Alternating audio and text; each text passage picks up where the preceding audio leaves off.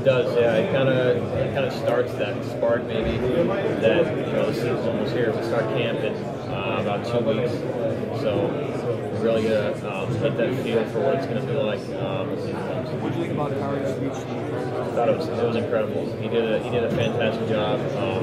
I'd actually heard it the first time when he talked to us in our team meeting. I kind of heard a little bit of it, but I think he did a great job of sharing his past and sharing what we as student athletes can do. I think he did a great job of articulating. How often have you been able to go home to Arizona this summer or this offseason? I went for a week over Memorial Day. I went a couple times while my grandma was sick over spring break. And then that's about it. And I go back tomorrow, actually. I'm kind of new to the beat here, but what, in your opinion, kind of led you to Michigan State from the West and coming all the way to Middle School? The big thing was just the coaches. Felt something different here than what I did at other places. It felt more genuine and real. And the coaching staff felt like they actually cared about you and wanted you as part of the family. Michigan State plays Arizona State this year. Are you excited about that game? Yeah, very excited. I'll have a ton of family there.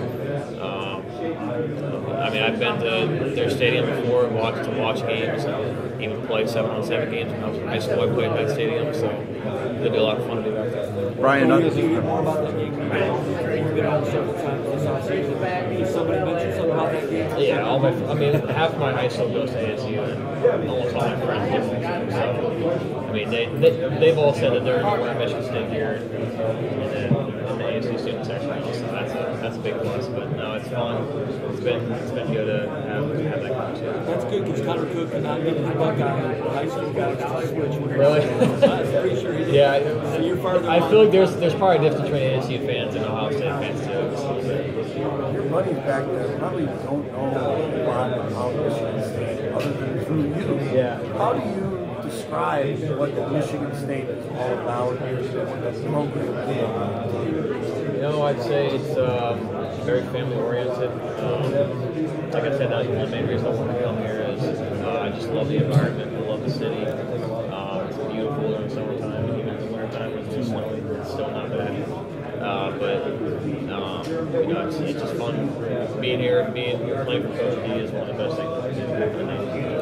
Brian, picking up the playbook from a year ago right at this time and your synergy with Dave Warren, play calling, your run-pass options, things that have been added to the offense, things you're comfortable with, how much further along do you feel you are hitting the ground here for this upcoming season? I think it's good. I can, playing under him now for a year, actually playing, I think is going to help for this upcoming year, almost being on par to predict what play is going to call and just get on the same page as him. I think it's going to bode well for me and for offense. The last time I saw you guys play was Washington State. You guys loaded up with 3 tight ends. You guys like to beat some of that, but am I wrong? Did you guys like kind of show a new wrinkle and something? We did. We changed up. We always like changing up our basic plays, and we did that again in that game. It was like Christmas or read option type thing that we had just with 3 tight ends. So we always try to throw wrinkles in and just keep it defense like this. And you guys are always building toward becoming a physical offensive front.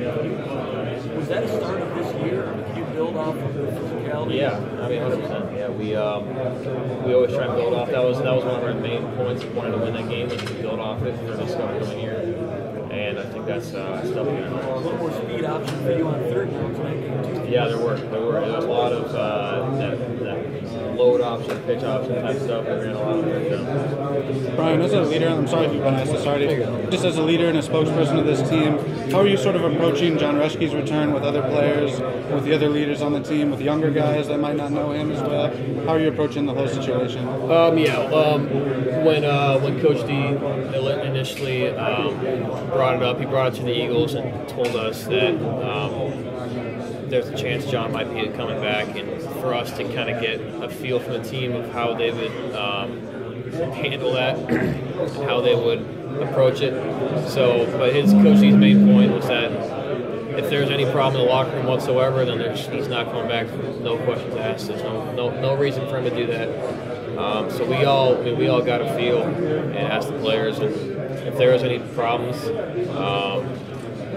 then he wouldn't be there. And there are some guys maybe that Jon talked to, and he kind of explained himself and kind of told his story of how he apologized and feels horrible about it. It's not who he is and all that stuff. So, I mean, as a leader, if there were any problems, that they should come to us and we can talk to Coach D and tell him that he's not welcome. But we haven't had any of that so far. So no hesitation from guys that you've talked to? It's been unanimous.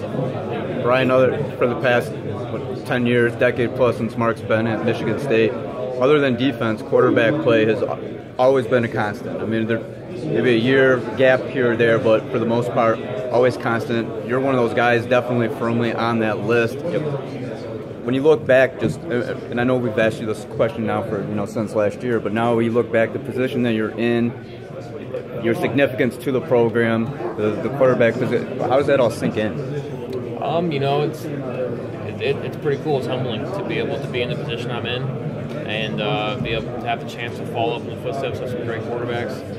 It's always been something I've wanted to do, and to have that chance, it feels awesome.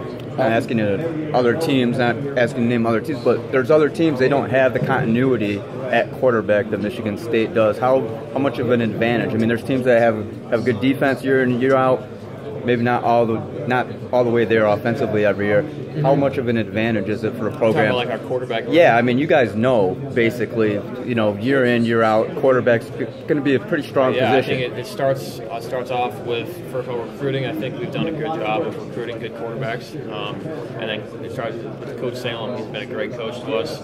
He prepares us all very well, no matter who's going to play, no matter if I were to go down, someone else didn't play. He prepares everyone the same way, and he prepares them for the NFL too, which I think helps us translate and build that persona from Michigan State football.